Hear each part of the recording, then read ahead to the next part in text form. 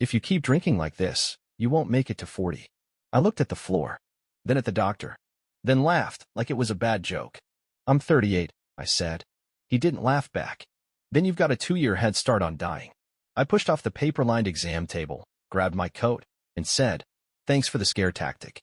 My voice was too smooth, polished. I'd spent years learning how to sound calm in rooms like that. Boardrooms, client calls, hospital exam rooms. It was all the same, just don't crack. But something shifted when I got outside. The air was cold, and I couldn't stop sweating. My phone buzzed, 5 missed calls. All from Anna. I opened the last message. Be honest. Did you drink this morning? My chest tightened. I had. Just enough vodka to stop the shaking. I'd even rinsed the thermos. Thought I'd covered it. Clearly not well enough. I typed a reply, no, but didn't hit send. Instead, I drove home with my jaw clenched, the doctor's voice echoing behind my eyes. The apartment was quiet when I opened the door. Too quiet. That's when I saw it. The pictures were gone. Not just a few, all of them. The frames from the hallway wall. The Polaroids on the fridge. Even the stupid souvenir magnet from Costa Rica. The only thing left on the table was a single envelope. My name. No return address. Inside was a note in Anna's handwriting. Tight. Controlled. You promised. Again and again. I won't stay and watch you kill yourself. I'm done. No greeting. No apology. Just finality. I dropped the envelope and ran to the bedroom. The drawers were open. Her closet side was empty. Even the mug she always used, her favorite, chipped at the rim, was gone from the dish rack. She didn't just leave. She left me. And I didn't even see it coming. I stood in the kitchen, dazed, and reached instinctively for the cabinet above the fridge. Pulled down the bottle I kept hidden behind the old pasta boxes. I unscrewed the cap, but my hand was trembling so badly I dropped the glass. It shattered on the tile, red pooling around my shoes. I sank to the floor, heart slamming against my ribs. She knew. She'd known for a while. I looked up at my reflection in the oven door, my face pale, eyes bloodshot, skin around them starting to yellow.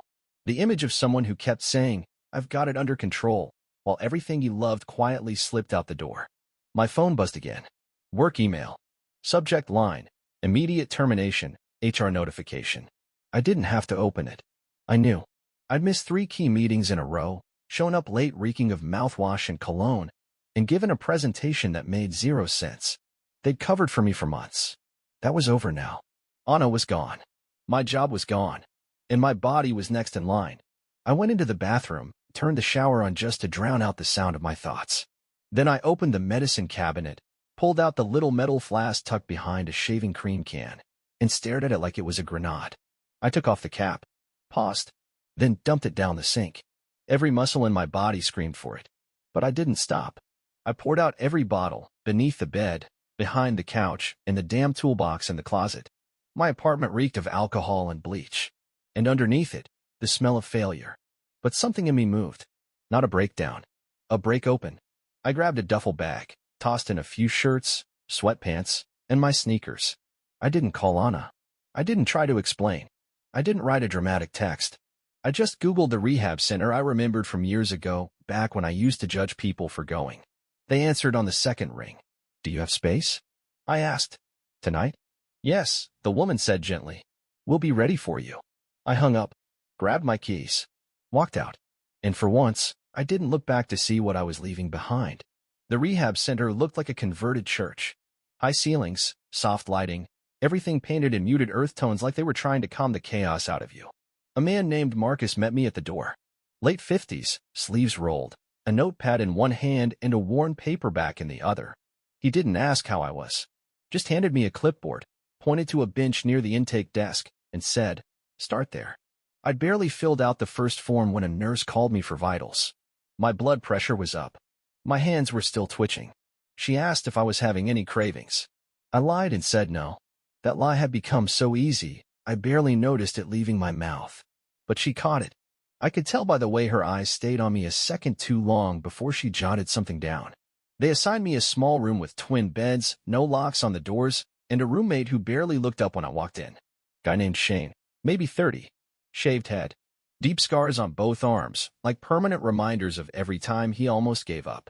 He said 3 words when I dropped my bag. Don't steal shit. Then rolled over and went back to sleep. I wasn't sure what I expected, but it wasn't this. I thought someone would greet me with a warm hug or some cliché about new beginnings. Instead, it was paperwork, silence, and someone else's snores. By dinner, the shakes had gotten worse. My stomach turned at the sight of food, but I forced down half a roll and a bowl of soup. Across the table, a woman laughed too loud at something no one else found funny. Another guy stared at his tray like it might attack him.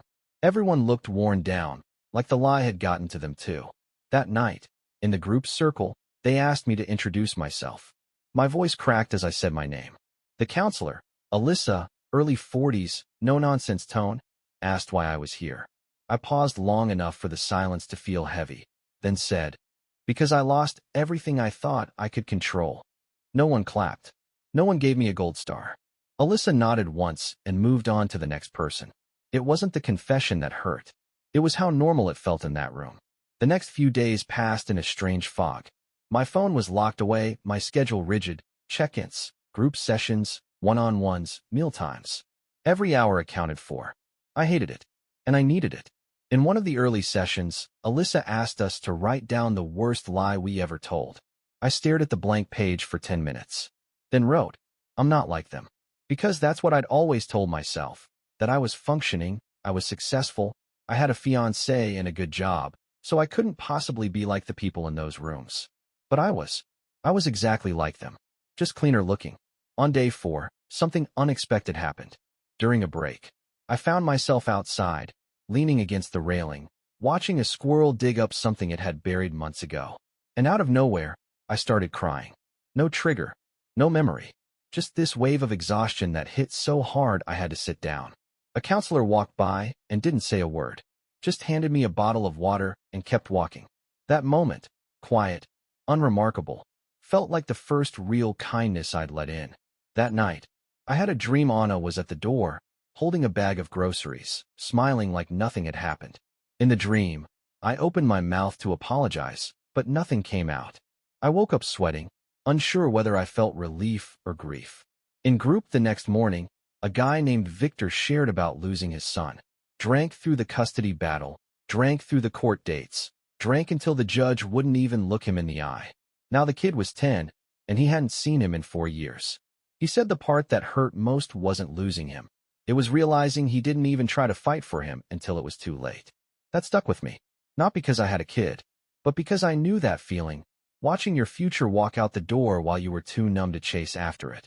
Later that night, I finally spoke up in group again. I said Anna left, that I didn't blame her, that maybe she was the only person in my life who ever told me the truth out loud. What do you want from her now? Alyssa asked. I want her to believe I mean it this time. She didn't nod. She didn't say good job. Just asked, do you? I didn't answer right away. I'm not sure yet, I said. But I came here to find out. No one clapped. No dramatic music. But something in the room shifted. Just slightly. And that was enough to keep going. I was 3 weeks in when I started to believe I was getting better. That was the first mistake. I'd gone a full week without nightmares. I was eating, even laughing at breakfast with Shane after he told a story about lighting a cigarette off a toaster in a halfway house. For a second, I let myself think the worst was behind me. Then my brother called. It was supposed to be a supervised call. Staff nearby, 5-minute limit. When I picked up, I could hear him breathing before he spoke. She left the rest of your stuff here, he said. Brought it in boxes. Didn't even stay 5 minutes. I didn't say anything. I just let him keep talking. She asked if we knew. About the drinking. I told her we didn't. You didn't? I asked. There was a pause. Of course we did. We just thought you'd stop on your own. It hit me harder than I expected. Not that they knew. That they waited. Like it was a phase I'd eventually outgrow. I should have said something, he added. But I figured, if it was really that bad, you'd tell us. That was the second mistake, thinking I ever would have told them anything. Our family didn't talk about real things. We moved on. We buried discomfort under sarcasm and quick exits. It was how we were raised. Don't look down, don't look back, don't slow down. The call ended, but I kept hearing those words. We thought you'd stop on your own. Later that night, I sat in Alyssa's office, legs jittery, head pounding from the tension. I told her about the call. She nodded slowly, like she already knew what I wasn't saying. You're angry, she said. I'm not. You are. I rubbed my face. They watched me spiral and didn't say a thing. Did you ask them to? No. Then what would have changed? I wanted to yell. I didn't.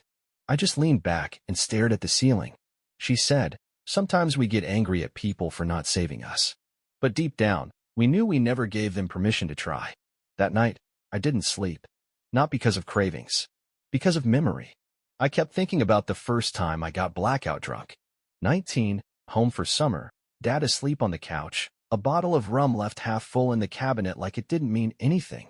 I'd taken it upstairs and drank until the room spun, then laughed about it with my friends the next day like it was just another story. But the truth was, I liked the way it shut my brain off. That was the part one never said out loud, how good it felt to disappear. The following afternoon, group therapy was canceled last minute. Staff emergency. A few people took it as an excuse to nap. I walked the perimeter of the yard for over an hour, looping the same gravel path. The sun was out, birds chirping in that stupid cheerful way that made everything feel like a parody of peace. That's when Victor walked up beside me. You ever think about drinking? He asked. Yeah. Even now? Especially now. He nodded like that made sense. I used to think once I stopped, life would get better. Has it? No. It just got clearer. Which is worse sometimes. We walked in silence for a bit. Then he said something I didn't expect. My dad used to hide whiskey in the garage. Thought no one knew. But I knew. That's how I learned. I stopped walking. I thought about the old toolbox in my own father's shed. The rusted flask. The way he always ran errands at dinner time and came back smelling like gasoline and something else. Later that evening, I called my mother. I hadn't spoken to her since checking in. Her voice cracked the second she answered. I'm proud of you, she said. Do you know about Dad? I asked. She didn't answer. Because I think I learned it from somewhere. She let out a shaky breath. He doesn't drink anymore. Hasn't in years. But he did. Yes, she said. He did. I don't know what I expected. Maybe an apology. Maybe a confession. But all I felt was this quiet unraveling, like a puzzle piece finally clicking into place and making everything harder, not easier. I ended the call early and sat on the edge of my bed, staring at the wall. I didn't cry. I didn't throw anything. But for the first time in rehab, I wanted to leave. Just walk out the front door and find the nearest bar and forget all of it. Instead, I wrote in the journal Nia gave me on day one. 3 words. It runs deep. And then one more sentence, but it stops here. Anna texted me the day before my 4th-week check-in. No message. Just a photo. It was my dog-eared copy of The War of Art, the one I used to read out loud when I was pretending to be the kind of man who did morning routines and meditated. She'd written a note inside the front cover, back when things still felt possible. You're better than what's chasing you. I stared at the screen so long the display dimmed. Then I locked the phone and didn't tell anyone. Later that evening, during lights out, I replayed the words over and over like a looped prayer. Maybe she hadn't closed the door all the way. Maybe there was still something left to save. The next morning I asked Alyssa if I could schedule an extra one-on-one. She looked at me like she already knew why. I want to reach out, I said. I think I'm in a better place now. She sent me something yesterday. No words, just a book. Alyssa paused, weighing her response. And you took that as an invitation? I took it as a maybe. Maybe is not a green light, she said. Not when your sobriety's still held together with duct tape. I knew she was right. But I left her office already planning what I'd say. That night I borrowed a notepad from Marcus at the desk and wrote on a letter. Not a confession. Not a pitch. Just the truth, laid out plainly. I told her about the mornings I woke up drenched in sweat, not knowing where I was. About the day Shane told me he tried to hang himself in a storage closet after losing custody, and how that story made me want to live harder. I wrote about my father's silence, my own silence, and how Shane made us both experts at pretending. I didn't ask her to come back. I just said, I miss you. And I understand why you left. I folded the letter, left it with staff to mail, and for the first time since I checked in, I felt lighter. Like maybe this whole thing could lead somewhere that didn't end with a hospital bracelet or a toe tag. A few days later, I was allowed back into the day program. Fewer restrictions, more time outside. I volunteered to lead the morning check-in. Shane gave me a nod like he approved. Even Victor started joining my afternoon walks, no longer walking a step ahead, just beside me. Progress, I thought. This is what it looks like. Then Anna replied. One text, let's talk. My stomach flipped. I waited 6 hours before answering. Then finally, I'd like that. I told Alyssa. She didn't try to talk me out of it, but she did remind me, Don't mistake contact for closure or for permission to go backward. The call was scheduled for Friday at 5 p.m. I spent the day pacing, rehearsing different versions of honesty. What to say, what not to, what to ask. At 4:59, I sat in the staff room with the phone in my hand, heart in my throat. She picked up on the first ring. "Hey," she said. Her voice sounded the same, and nothing like I remembered. Stronger, tired, clear. "Thanks for picking up. I almost didn't." "I know." There was a pause. "You sound okay," she said. "I'm trying to be. One day at a time." Another pause. "I read your letter," she said. "Twice. Then I threw it away. Then I took it out of the trash." I let out a breath I didn't realize I'd been holding. "I didn't know how bad it was," she said quietly. "Or maybe I did, and I just didn't want to admit it. That makes two of us." She was silent. Then, "Do you love me?"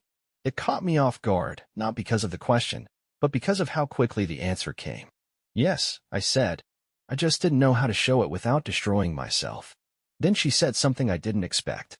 "I still love you, but I don't trust you." "I don't either," I said. "Not yet." She gave a small, sad laugh. "At least you're honest." The call ended without a promise. No reunion. No plan. Just a thread, not strong enough to climb, but not broken either. I walked outside after that, sat under the tree by the rec center, and watched the wind move through the branches like it had somewhere better to be. And for the first time in a long time, I wasn't angry that I didn't. Shane was gone by the time I woke up. His bed stripped, locker emptied. Just a note scrawled on a food napkin. "Tried. Can't do this now." I showed it to Marcus, who just nodded, then quietly tucked it into a folder without comment. No one said the word relapse out loud, but the silence after said enough. In the group circle that morning, his absence pressed against the edges of the room. No one talked about it. That was the rule. Let people go if they go. Don't chase ghosts. Later that afternoon, Alyssa pulled me aside after our session. Her face was unreadable. "Your insurance approval ends next Friday." I blinked. "That's it. You can stay, but it'll be out of pocket after that. Or you can move to outpatient." "I'm not ready." "No one ever is." I sat on the edge of her desk. "What happens if I leave and mess it up?" "You're not made of glass," she said. "But you also don't get a second liver." That night, I couldn't sleep. Not because I wanted to drink, but because everything was starting to move again. When I first got there, life had slowed down enough to breathe. Now it was speeding back up, decisions coming at me faster than I could process them. Shane was gone. Anna was talking to me, but still standing at a distance. And I had a week left in the safest place I'd ever known. The next morning, a message came through from an unknown number. At first, I thought it might be Anna, but it was my boss. Former boss.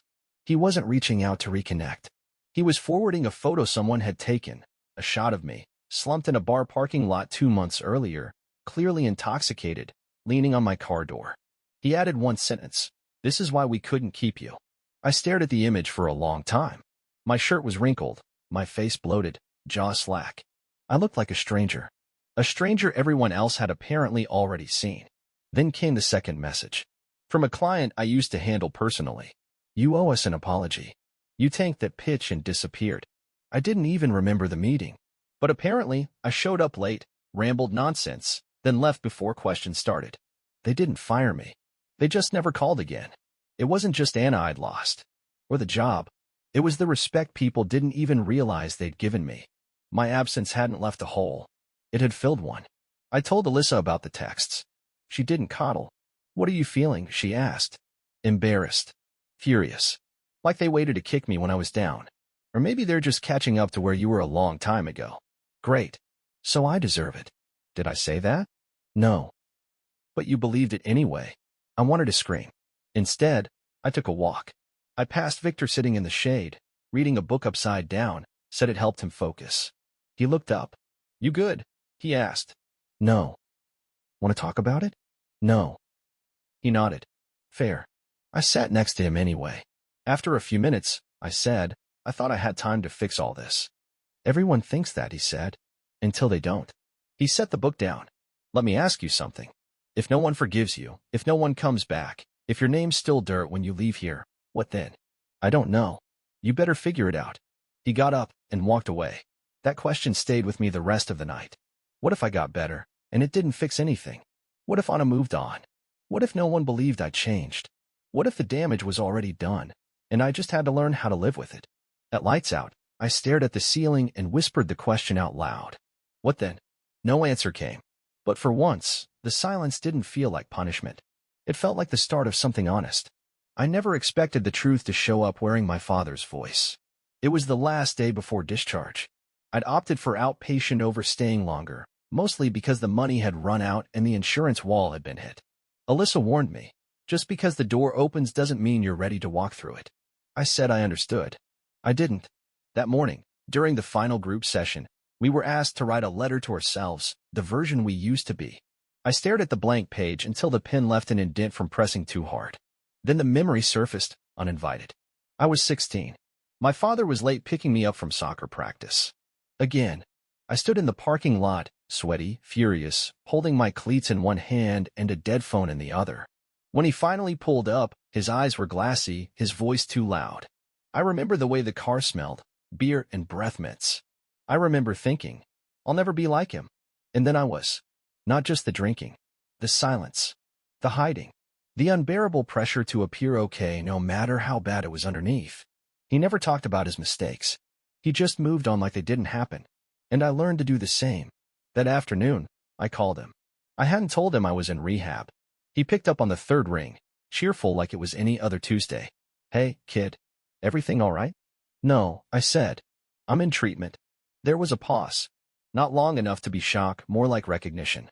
Oh, I thought you should know. He cleared his throat. That takes guts. I ignored it. Can I ask you something? Sure. Did you ever feel like you were faking it? Even when things looked fine from the outside? He didn't answer right away.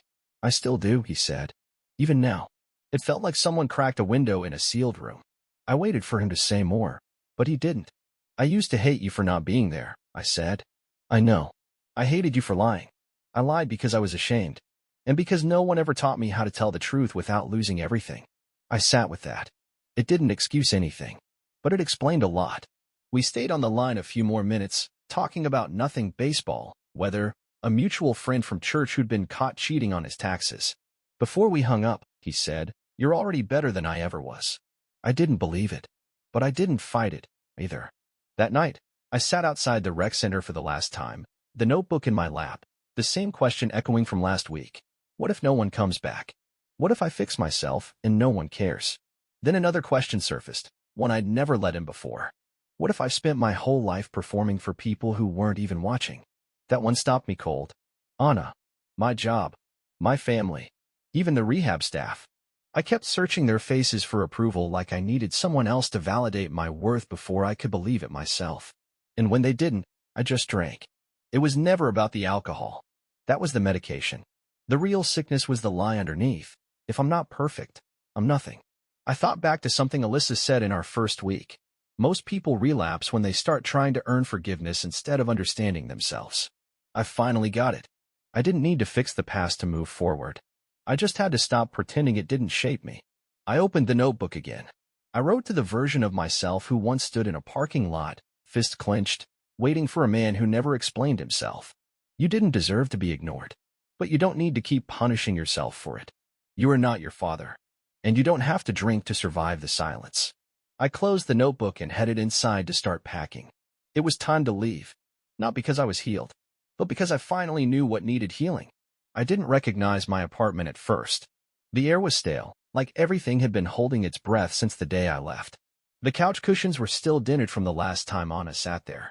The framed poster by the door was crooked. I didn't bother fixing it. Something about that small tilt felt more honest than anything I'd ever hung on the walls. I dropped my duffel on the floor and sat at the edge of the bed, the same spot I used to drink alone when the world got too loud. My body still remembered the motion: left drawer, third bottle. But the drawer was empty now, and so was the craving. Not gone, just quieter. Like background noise you learn to live with. 2 hours later, Anna showed up. She hadn't said she was coming. No warning.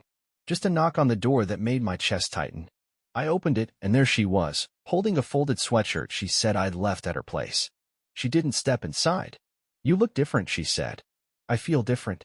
"Do you?" I nodded, then shrugged. "I don't know. I haven't had to prove it yet." She handed me the sweatshirt and leaned against the doorframe. "I didn't come to make this harder. I just wanted to see you." to see if there was anything left between who you were and who you are now. I wanted to ask her to stay, to sit down, to give me a chance to explain everything I'd learned. But I didn't. Instead, I said, "You don't owe me anything." She tilted her head, watching me closely. "That's the first true thing I've heard you say in a long time." We stood there in silence, not quite awkward, not quite easy. Then she asked, "Do you have a plan?" "I have a list." She raised an eyebrow. "I wrote it in rehab," I said. "Not a bucket list. Just what I'd do if I wasn't afraid of messing it all up." "What's on it?" "Tell the truth, even when it makes people uncomfortable. Go back to therapy.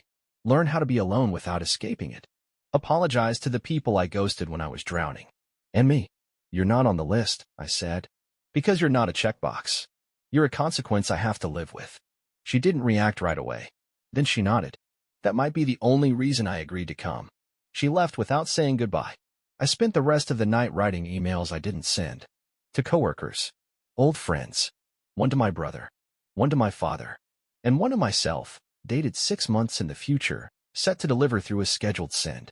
It read, "If you're reading this and nothing has changed, don't pretend you didn't choose that."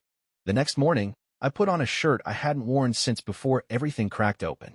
It still fit, but barely. My body had changed. My face had sharpened in places I didn't recognize. I looked like someone who'd been through something and made it out the other side still blinking. I walked to a cafe near the rehab center. Not because I needed coffee, because Victor worked there on weekends. He hadn't told anyone, but I'd overheard it in passing. I waited outside until I saw him through the window, wiping down tables like it was the most natural thing in the world. I stepped inside. He looked up, confused for a second, then smiled. "I was wondering if you'd actually show up." "You thought I wouldn't?" "I thought you might pretend you never met me. A lot of people do when they leave." "I remember everything," I said. "That question you asked, what if no one forgives you? What if it doesn't fix anything?" "I still don't have an answer." He shrugged. "Neither do I. But we show up anyway."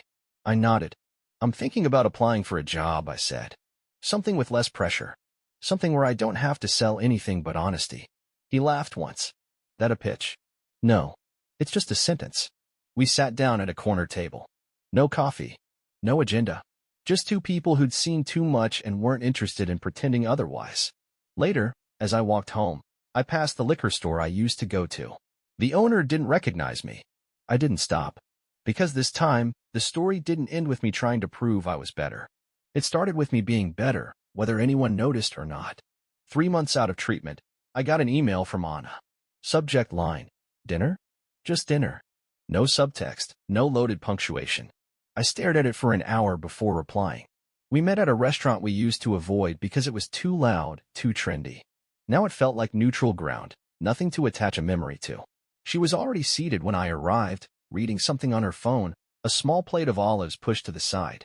She looked up and smiled, not the kind that meant forgiveness, but the kind that meant she wasn't afraid of me anymore. I sat down across from her, took a sip of water, and asked how she was. She talked about work, a new coworker she actually liked, her sister having a baby. I listened. No urges to interrupt, no impulse to steer the conversation toward guilt or redemption. I didn't even mention rehab until she asked, "How's life on the outside?" "Hard," I said, "but real. I don't lie to myself anymore. That might be the hardest part." She nodded. I got used to pretending too. It felt safer than facing what was really happening. I didn't say anything. Just let her speak. Because I used to think the right words could fix anything, and now I knew silence could be just as valuable. At the end of dinner, she reached into her bag and handed me a letter. It was folded neatly, no envelope. "I wrote this back when you were still in treatment. Wasn't sure if I'd give it to you." "Why now?" "Because I'm not angry anymore. And I want you to know what it felt like. Not to punish you, just to say it out loud." I didn't open it at the table. I thanked her, walked her to her car, and we stood there for a moment, like something wanted to be said but didn't need to be. Before she got in, she looked at me and asked, "Do you still think about drinking?" "Every day," I said. She nodded once, like that was the only answer she could trust. Then she left. I went home and sat with the letter for a while before unfolding it. Her handwriting hadn't changed. What did was the weight behind it. She wrote about the mornings she woke up afraid I'd be dead. The way she stopped inviting people over because she didn't know which version of me they'd meet. She wrote that she used to whisper "I love you" in the kitchen when I couldn't hear, because it was easier than saying it to my face and wondering if I meant it back. It ended with, "I hope you find peace, whether that includes me or not." I didn't cry. I didn't need to. Her words didn't ask for a reaction. They just asked to be heard. And I heard every word. A week later, I started working at a nonprofit in a logistics role, nothing glamorous, but steady. The kind of job that let me sleep at night. I went to meetings twice a week, therapy every other Thursday. I bought groceries like a grown-up, and throughout the flask, I found wedged between books during spring cleaning. And one night, walking home, I passed a bar I used to visit, so often the bartender knew my dog's name.